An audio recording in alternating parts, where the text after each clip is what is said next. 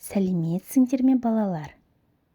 Бүгін мен сендерге құс жолының қалай пайда болғаны туралы оқып беретін боламын. Мұны мен Отбасы хрестоматиясы әлдиден эпосқа дейінгі кітабынан алдым. Олай болса, мұқият тыңдай қойыңдар. Құдай тағала 18 мың ғаламды жаратты. Оның 6 мыңын хайуанат, 6 мыңын өсімдік, қалған 6 мыңын тау, тас, топырақ түрлері құрады.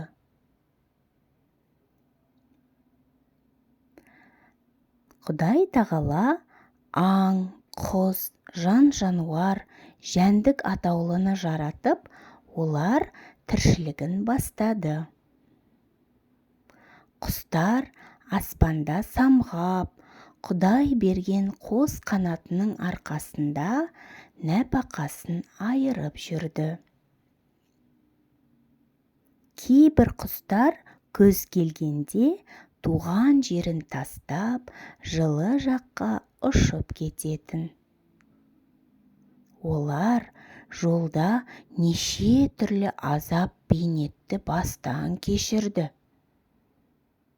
Көбісі жолдан адасып, аштыққа, суыққа ұшырап өлді. Ал енді біреулері болса, жол торыған мергендердің оңай олжасына айналды. Сөйтіп, бірде құстар Алла тағалаға арыз айтты. Я Алла, жаратып жан бергеніңе шүкіршілік. Бірақ көк жүзінде қауіп-қатер жоқ па десек, біздің жағдайымыз жердегілерден де қиындап барады. Жылы мекенге ұшқан қанша бауырларымыз жолдан жаңылып, қырылып қалды.